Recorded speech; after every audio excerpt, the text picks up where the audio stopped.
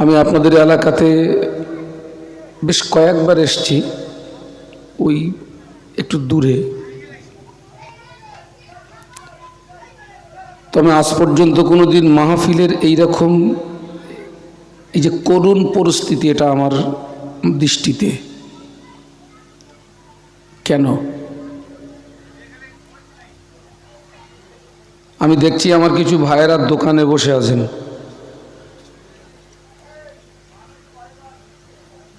এই মাহফিলের স্ট্রাকচার যতটা, প্যান্ডেলের স্ট্রাকচার যতটা,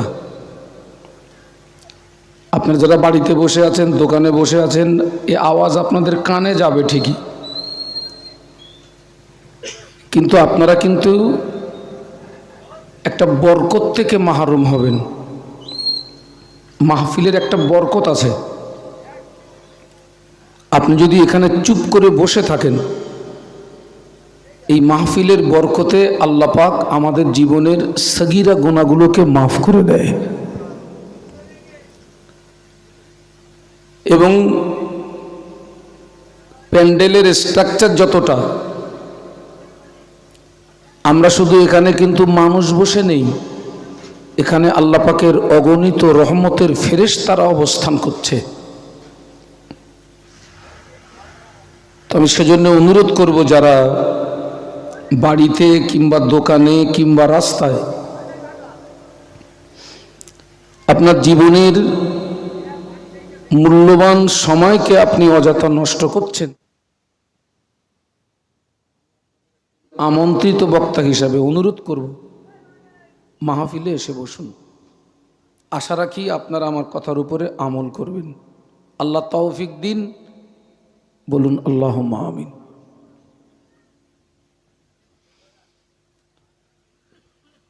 আলহামদুলিল্লাহ নাহমাদুহু ওয়া নাস্তাঈনুহু ওয়া নাস্তাগফিরুহু ওয়া নু'মিনু বিহি ওয়া নাতাওয়াক্কালু আলাইহি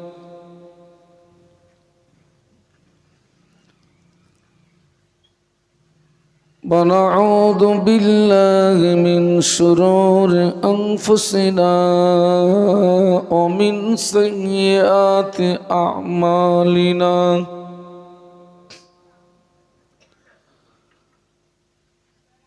من يهده الله فلا مضل له ومن يضلله فلا هادي له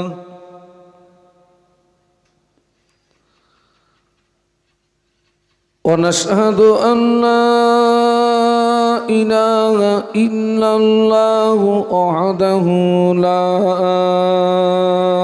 شريك له ونشهد أن سيدنا وحبيبنا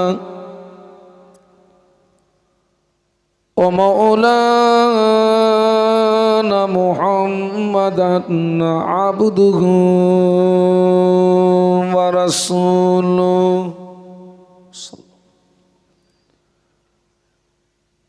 وقال الله تعالى مخبرا وآمرا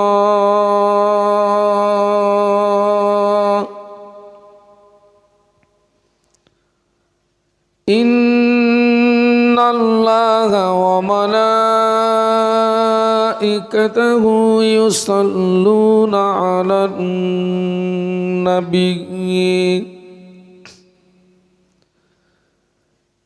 يا أيها الذين آمنوا صلوا عليه وسلموا تسليما اللهم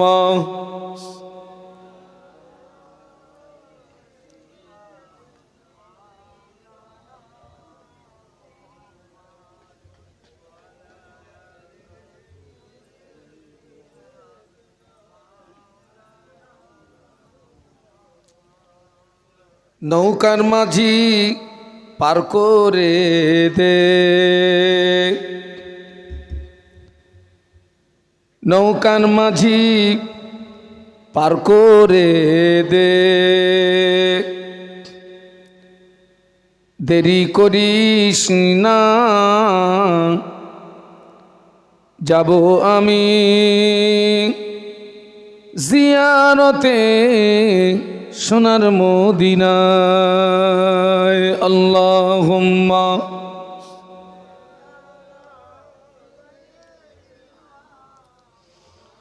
মাওলানা মুহাম্মদ ওয়া আলা আলি।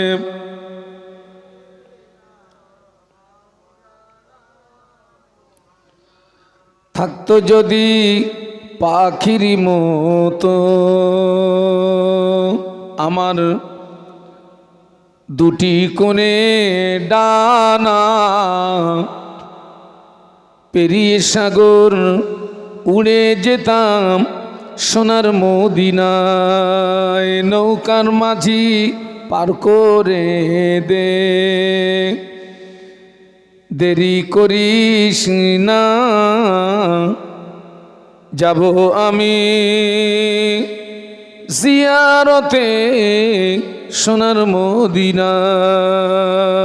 আল্লাহুম্মা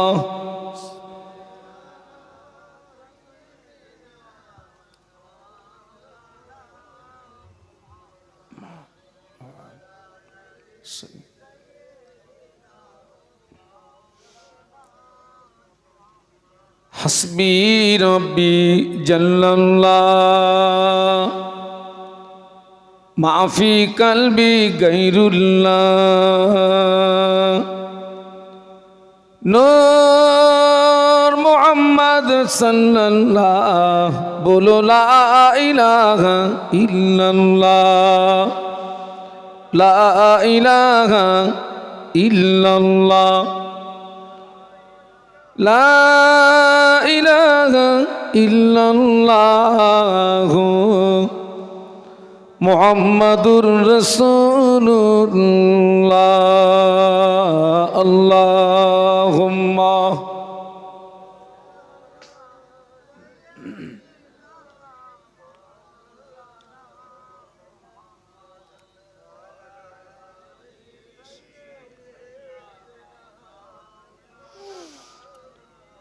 قال الله تعالى في كلامه المجيد الفرقان الحميد.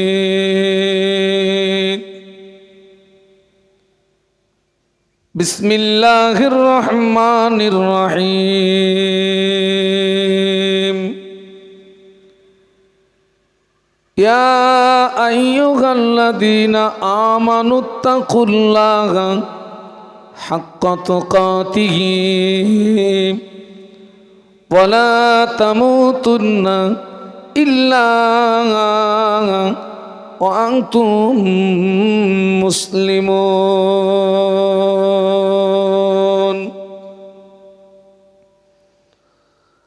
قال رسول الله সাল্লাল্লাহু আলাইহি ওয়াসাল্লাম লা ইউমিনু আহাদুকুম হাত্তা আকুনা আহাব্বা ইলাইহি মিন ওয়ালিদিহি ওয়া ওয়ালাদিহি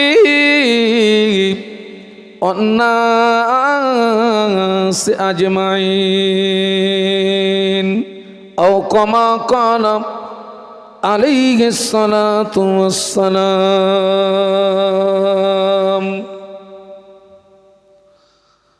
সম্মানীয় আপনাদের মসজিদের যোগ্য ইমাম সাহেব, সম্মানীয় উলামা হযরত, সম্মুখে উপবিষ্ট ভদ্র মহোদয়গণ, পর্দার আড়ালে অবস্থিতা আম্মা এবং বোনেরা, আজকের আমরা সকলে সৌভাগ্যবান, আমাদের খুশ নসিব। কারণ যে গ্রামে মাহফিল হয় ওই গ্রামের সব মানুষ মাহফিল পর্যন্ত আসতে পারে না। অনেক মানুষ কঠিন কঠিন রোগে আক্রান্ত হয়ে কেউ হসপিটালে, কেউ নার্সিংহোমে, কেউ বাড়ির বিছানায় কান্নাকাটি করে। আল্লাহ পাক ইচ্ছা করলে আজকের আমাদের কঠিন কঠিন রোগ দিয়ে, বিপদ দিয়ে, মুসিবত দিয়ে এই মাহফিল থেকে আমাদেরকে মাহরুম করতে পারতেন। তিনি আমাদেরকে দয়া করে শারীরিক সুস্থতা দান করে মাহফিল পর্যন্ত আসার তৌফিক দান করেছেন। আমরা কৃতজ্ঞতা প্রকাশে মহব্বতের সঙ্গে বলি আলহামদুলিল্লাহ। এই ছেলেরা, ওরা কারা? ওরা আমার কাছে নাকি? হ্যাঁ,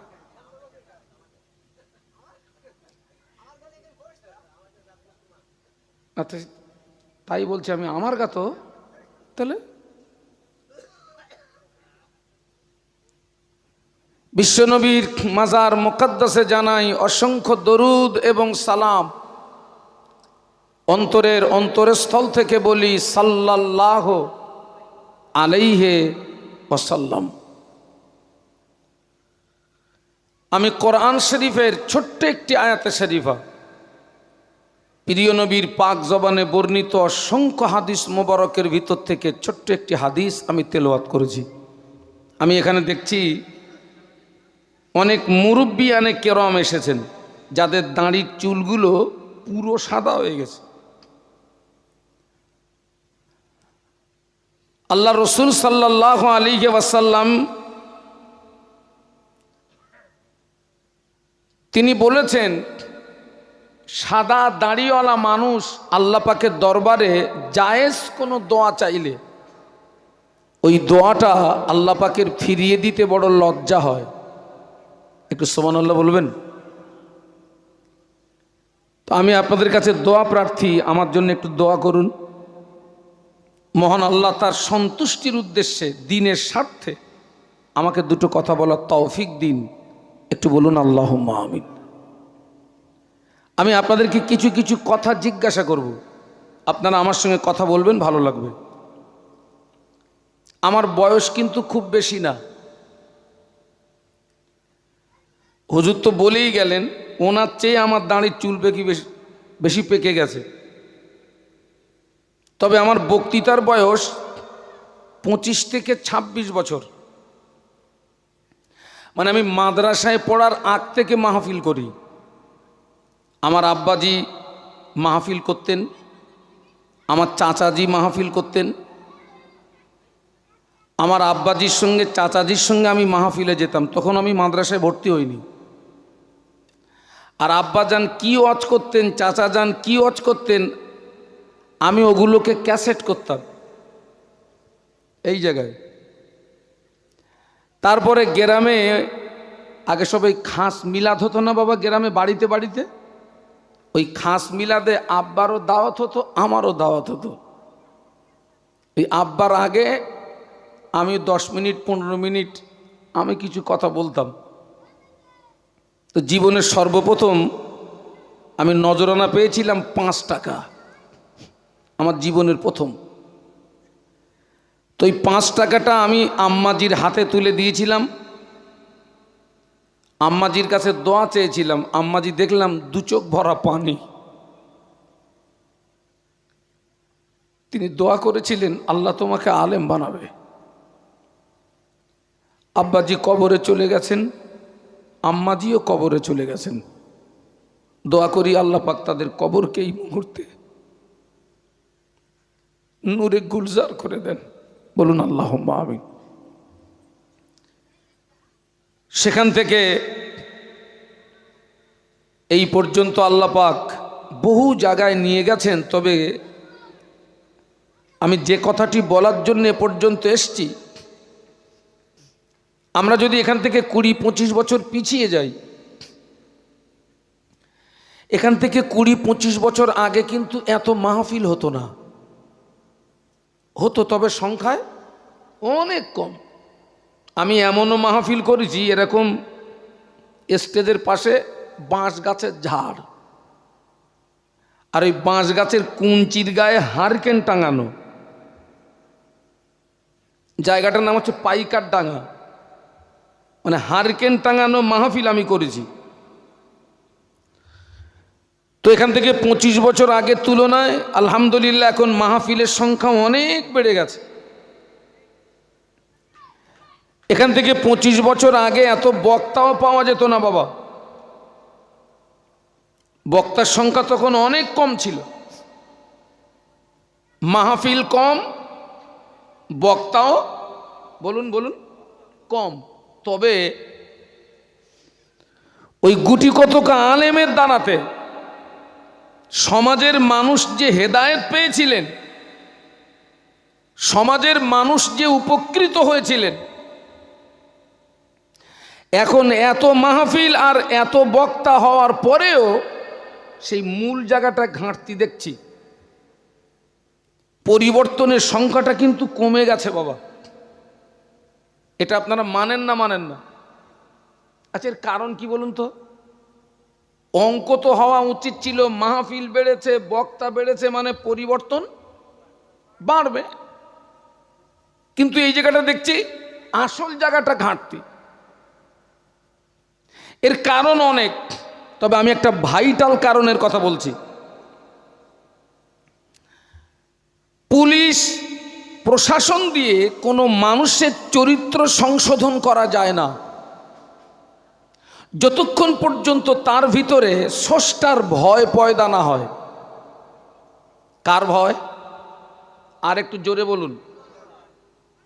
আপনি পুলিশ প্রশাসন দিয়ে কোনো মানুষের চরিত্র সংশোধন করতে পারবেন না যতক্ষণ পর্যন্ত তার ভিতরে রবের ভয়, স্রষ্টার ভয়টা না আসে। আজকে লক্ষ্য করে দেখুন, নারী পুরুষ নির্বিশেষে এক শ্রেণীর মানুষের ভিতর থেকে আল্লাহর ভয়টা কমে গেছে, আর আরেক শ্রেণীর মানুষের ভিতর থেকে টোটাল আল্লাহর ভয়টা উঠে গেছে। এক দলের কমে গেছে, আর এক দলের উঠে গেছে। কিন্তু আল্লাহ কোরআনে বললেন, ইয়া আইয়ুহাল্লাযীনা আমানুত্তাকুল্লাহ, আল্লাহ বললেন, হে বিশ্বের ইমানদার সম্প্রদায়, আমাকে ভয় করো। একটু সুবহানাল্লাহ বলুন। আমাকে ভয় করো। কে বলছেন? স্বয়ং আমাদের রব বলছেন, আমাকে ভয় করো। আল্লাহকে কতটা ভয় করতে হবে? যতটা ভয় করলে জাহান্নাম থেকে নাজাত পাওয়া যায়, জাহান্নাম থেকে মুক্তি পাওয়া যায়।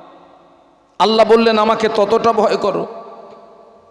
পরে বললেন, ওয়ালা তামুতুন্না ইল্লা ওয়া আনতুম মুসলিমুন, বান্দা মনে রেখে দিও, যতক্ষণ পর্যন্ত পূর্ণাঙ্গ মুসলমান না হবে ততক্ষণ যেন মরো না।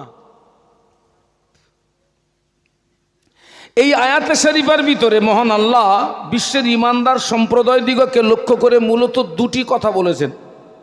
এক, আমাকে ভয় করো, আর দুই হচ্ছে যতক্ষণ পূর্ণাঙ্গ মুসলমান না হবে ততক্ষণ যেন, বলুন কথা বলুন, মরো না। এই আল্লাহর ভয়টা যখন আমাদের ভিতরে আসবে, আল্লাহর ভয়, দেখুন আমরা মানুষকে যত ভয় করি, একটা সাধারণ মানুষ মসজিদের ইমামকে দেখে যত ভয় করে, একটা সাধারণ মানুষ আলেমকে দেখে যত ভয় করে, ওই ভয়টা যদি বান্দা হিসাবে আল্লাহকে করত, ওর জীবনটা বদলিয়ে যেত। একটু বলুন সুবহানাল্লাহ। ভাই, অনেক ভাইরা বিড়ি খায়, খাওয়া বলুন আর টানা বলুন, যা বলুন বলুন, ও ভালো না খারাপ আমি ওই জায়গাটা যাব না। এখন মনে করুন এই রাস্তায় দাঁড়িয়ে একজন বিড়ি টানছেন, আর আপনাদের মসজিদের ইমাম সাহেব ওই রাস্তা দিয়ে আসছেন, ওই ব্যক্তিটা কি করবে? হয় ফেলবে, নইলে একটু আড়াল করবে। তাহলে সাময়িকভাবে ওই লোকটা ভয় করলো কাকে? ইমামকে। কিন্তু ইমাম ওই ব্যক্তির দৃষ্টির আড়াল যেই হবে পুনরায় আবার কি হবে? বাস্তব না অবাস্তব? অনেক মায়েদের মাথায় কাপড় থাকে না। আপনাদের এলাকার মায়েরা হয়তো কাপড় ছাড়া বাঁচে না, আলহামদুলিল্লাহ। অনেক মায়েদের মাথায় কাপড় থাকে না, কিন্তু টুপিওয়ালা দাড়িওয়ালা মসজিদের ইমাম কি আলেম ওলামাকে দেখলে চট করে কি করে? কাপড়টা তুলে দেয়। ওই ব্যক্তিরা ওই মহিলার দৃষ্টির আড়াল যেই হয় পুনরায় আবার কাপড় কি হয়? তাহলে মানুষকে ভয় করে আপনার জীবনে কোনো উপকার? আমি বলতে চাচ্ছি এই ভয়টা আল্লাহকে করুন। আমাদের জীবনের কোনো কাজ আল্লাহর দৃষ্টি থেকে আড়াল করা যাবে? কোনো কাজ, রাতে হোক কিংবা দিনে না। দেখুন, আটলান্টিক মহাসাগরের নিচে যে ক্ষুদ্র ক্ষুদ্র প্রাণীগুলো চলে, যেগুলো মাইক্রো যন্ত্র ছাড়া দেখা অসম্ভব, এই প্রাণীগুলো যখন ক্ষুধার জ্বালায় চিৎকার মারে, ওই আওয়াজটা আমার আল্লাহ আরশে আজিম থেকে শুনতে পান। একটু জোরে বলুন, আরো জোরে বলুন। আজকের আমার বক্তৃতার মূল বিষয়বস্তু হচ্ছে আল্লাহর ভয়। আল্লাহকে ভয় করলে লাভ কি? আল্লাহ পাক কোরআন শরীফের ভিতরে বললেন, ইন্নাল্লাযীনা ইয়াখশাউনা রাব্বাহুম বিল গায়বি লাহুম মাগফিরাতুন ওয়া আজরুন কাবীর। একটু বলুন আল্লাহু আকবার। আর একটু জবান খুলে বলুন না। আল্লাহ কি বললেন? আল্লাহ বললেন, নিশ্চয়ই আমার যে সমস্ত বান্দা বান্দি আমাকে না দেখে ভয় করবে। আল্লাহকে ভয় করতে হবে দেখে না দেখে? না দেখে। আমার যে সমস্ত বান্দা বান্দি আমাকে না দেখে ভয় করবে, আমি আল্লাহ পাক ওই বান্দা বান্দিদের উপরে খুশি হয়ে, ওই বান্দা বান্দিদের উপরে রাজি হয়ে, আমি আল্লাহ পাক ওই বান্দা বান্দির জীবনের সমূহ গুনাহগুলোকে আমি আল্লাহ পাক মাফ করে দিই। এক নাম্বার, আমরা যদি বান্দা হিসাবে আল্লাহকে ভয় করতে পারি, এক নাম্বার আমাদের জীবনে গুনাহ মাফ করে দেবেন। ওই পর্যন্ত স্টপ করেননি, পরে একটা অফার রেখেছেন। ক্ষমা করার পরে একটা অফার কি?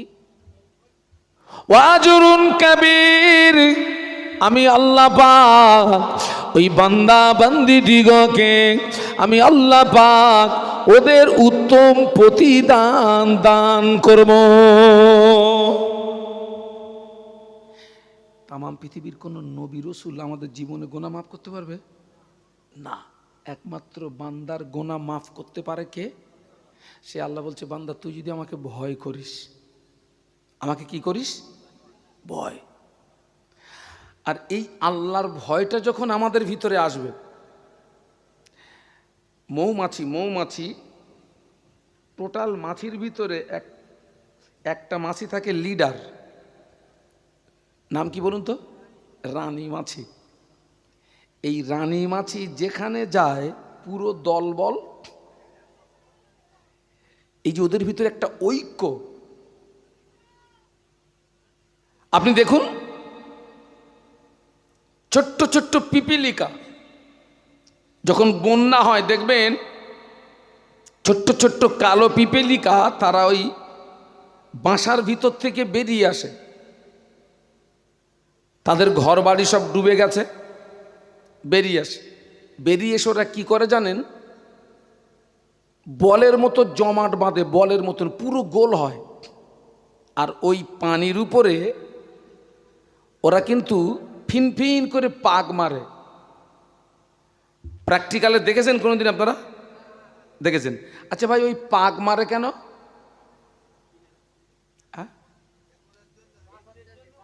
না,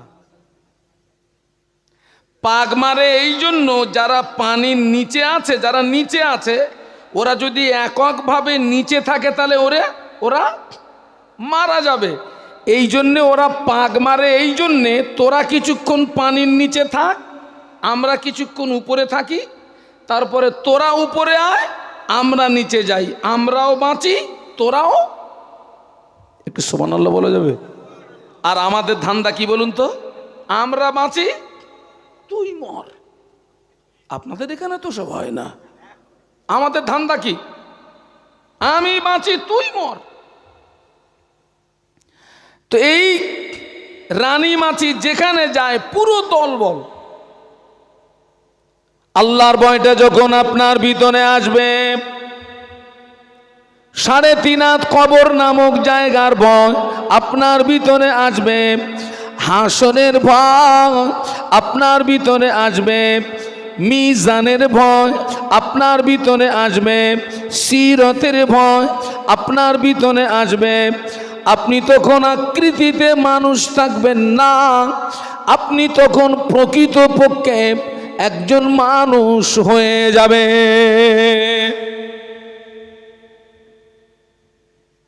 কবরটা ভয়ের আছে না নেই? হাসরের ময়দানটা, মিজানটা, সিরত, পুলসুরাত আছে না? আপনারা একটু ধৈর্যের পরিচয় দিলে আমি একটু একটু করে আগাবো ইনশাল্লাহ। আল্লাহু আকবার।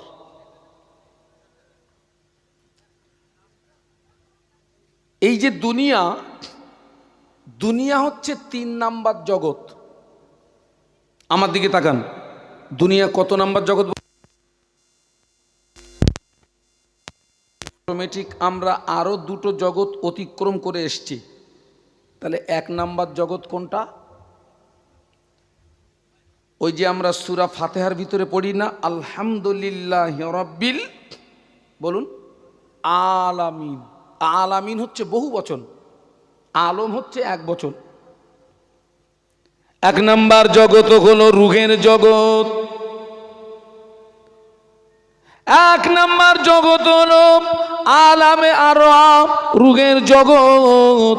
2 নাম্বার জগৎ হলো মায়ের পেট। 3 নাম্বার জগৎ হলো দুনিয়া। 4র্থ নাম্বার জগৎ হলো কবর। কবর শেষ জগৎ নয়, মাটির নিচে রয়েছে অসংখ্য জগৎ। একটু বলুন আল্লাহু আকবার। মাটির নিচে অসংখ্য জগৎ, মাটির নিচে।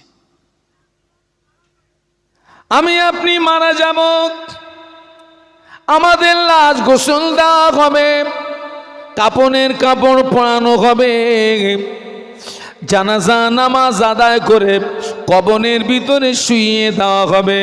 বিসমিল্লাহে ওয়া আলা মিল্লাতে রাসূলিল্লাহে। কবরের ভিতরে লাশ শুইয়ে দিক 3 মুঠো করে মাটি দেওয়া হয়। মিনহা খালাকনাকুম ওয়া ফিহা নুঈদুকুম ওয়া মিনহা নুখরিজুকুম তারাতান উখরা। এই মাটিটা দিয়ে 40 কদম আসতে যতটুকু সময়, এর ভিতরে 2 জন ফেরেশতা কবরের ভিতরে প্রবেশ করবে। ওই কবরবাসী আল্লাহর হুকুমে জিন্দা হয়ে যাবে। যে আল্লাহ জীবিতটাকে মেরেছেন, ওই আল্লাহ মরাটাকে জ্যান্ত করাটা আল্লাহর পক্ষে সবই সহজ। তবে এই জায়গাটা সহজ না কঠিন বলুন না? যিনি জীবিতটাকে মেরেছেন আবার ওই মরাটাকে জ্যান্ত করবেন, সহজ। কবরবাসী আল্লাহর হুকুমে কি হবে? জিন্দা হবে। কবরের ভয়টা কি? ওই আল্লাহর ভয় যদি আসে, কবরের ভয় আসবে তো। কবরের মধ্যে ভয় কি? ফেরেশতারা কবরবাসীকে 3টে প্রশ্ন করবে। মার রব্বুকা ওমান নবিয়ুকা ওমা দীনুকা। বান্দা, তোমার রব কে, তোমার নবী কে, তোমার দিন কি? 3টে প্রশ্ন। আর দেখেন, এই 3টে প্রশ্নের ভিতরে কিন্তু আমাদের টোটাল জীবনের ইতিহাস লুকিয়ে। ওই যে আল্লাহ কোরআনে বলেছেন, অমা খলাকতুল জিন্না ওয়াল ইনসা ইল্লা লিয়াবুদুন। আল্লাহ বলেছেন, আমি জিন ইনসানকে পৃথিবীর জমিনে পাঠিয়েছি উদ্দেশ্য তারা আমার ইবাদত করবে। এই উদ্দেশ্য মাফিক আমাদের জীবন নামক গাড়িটি যদি অতিবাহিত হয়, তবেই ওই তিনটে প্রশ্নের জবাব আমাদের জন্য আসান হয়ে যাবে। সুবহানাল্লাহ বলুন। আর যদি ওই রুটে আমাদের জীবন অতিবাহিত না হয়ে অন্য কোনো রুটে যদি আমাদের জীবন অতিবাহিত হয়, ওই তিনটে প্রশ্নের জবাব আমাদের জন্য কঠিন হয়ে যাবে। এক নাম্বার প্রশ্ন কি? বাংলা মানে আরে মার রব্বু। এক নাম্বার প্রশ্ন, তোমার রব কে? 5 ওয়াক্ত নামাজ আল্লাহর হুকুম, রমজান শরীফের রোজা আল্লাহর হুকুম, টাকা থাকলে হজ আল্লাহর হুকুম, টাকা থাকলে যাকাত দিতে হবে আল্লাহর হুকুম। কিন্তু যাকে জিজ্ঞাসা করছে মার রব্বুকা, তোর রব কে, ওই ব্যক্তিটা সারা বছরে 2 দিনের বেশি নামাজ পড়ে নাই। সারা বছরে 2টো নামাজ পড়েছে। কোন নামাজ? যাকে প্রশ্ন করছে ওই ব্যক্তিটা দাঁড়িয়ে দাঁড়িয়ে পেশাব করে, পেশাব করে পানি নেয় না, সারা বছরে 2 দিনের বেশি কোনো নামাজ পড়েনি। মেয়েদের ঈদের নামাজ নাই, মেয়েদের জুমার নামাজ নাই। সমাজের অনেক নারীরা সারা বছরে আল্লাহর জমিনে একটা সেজদা দেয় না। আবার অনেক নারীরা আছে পেশাব করে পানি নেয় না। আছে না নেই? এইরকম দুটোরে কবরে দেওয়া হয়েছে, আর ফেরেশতা জিজ্ঞাসা করতেছে তোর রব কে? ও জন্তু বলতে পারবে বলে মনে হয়?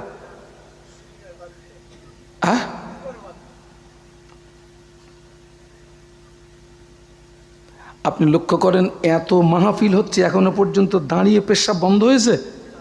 হ্যাঁ, আপনাদের এলাকায় হয়তো সব নেইটেই, দাঁড়িয়ে দাঁড়িয়ে পেশাব করতেছে। বাবা, কবরের আযাব সবচেয়ে বেশি হয় পেশাব থেকে না বাঁচার কারণে। কিসের থেকে না বাঁচার কারণে? পেশাব থেকে। আল্লাহ রাসূল সাল্লাল্লাহু আলাইহি ওয়াসাল্লাম যখন এই কথাটি বললেন, অনেক সাহাবীরা কাঠি নিয়ে ঘুরতেন, কাঠি। কারণ মক্কা মদিনা হচ্ছে পাথর এলাকা, সমতল জায়গায় পেশাব করলে ওই পেশাব উইডোরও হয়ে গায়ে লাগার ভয় থাকে, কিন্তু যেখানে একটু জমিন খোঁড়াটোড়া আছে ওখানে কিন্তু পেশাব করলে ওই পেশাবের ছিটে গায়ে লাগার। তাই সাহাবীরা কাঠি নিয়ে ঘুরতেন, এজন্য পেশাব লাগলে কাঠির মাথা দিয়ে জমিনটা একটু খুঁড়ে নিতেন, নিয়ে ওখানে পেশাব ফেলতেন যেন ওই পেশাবের ছিটেটা।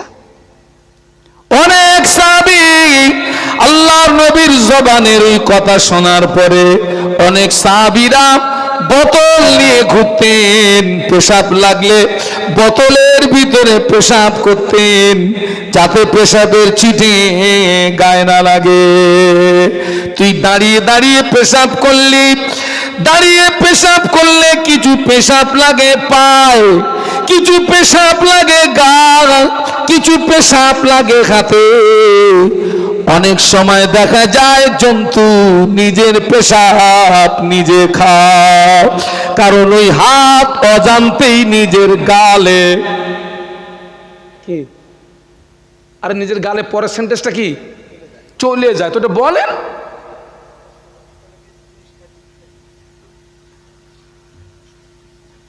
আজও পর্যন্ত দাঁড়িয়ে পেশাব আমরা বন্ধ করতে পারিনি। আল্লাহর ভয়টা কোথায়? কবরের ভয়টা কোথায়?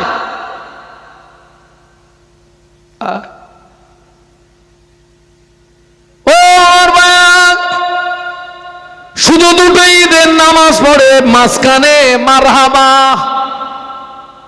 5 ওয়াক্ত নামাজ পড়ে না, জুমার নামাজ পড়ে না। আল্লাহর কোন বান্দা, আল্লাহর কোন বান্দি ইচ্ছাকৃত যদি 1 ওয়াক্ত নামাজ ছেড়ে দেয়, আল্লাহ পাক ওই বান্দা বান্দি দিগকে 2,88,00,000 বছর জাহান্নামের আগুনে ফেলে পোড়াবে। কতদিন বলেছি? এই লক্ষ না বলো,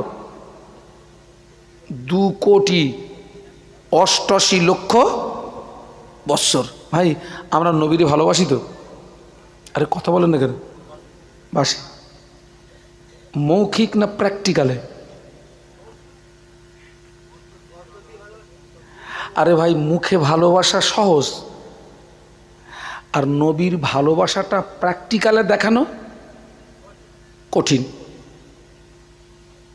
এই যে আমরা বললাম নবীরে ভালোবাসে, আমি একটুখানি নমুনা তুলে দিচ্ছি, দেখেন দিন। মদিনার মসজিদে নববী শরীফে আজান হয়ে গেল।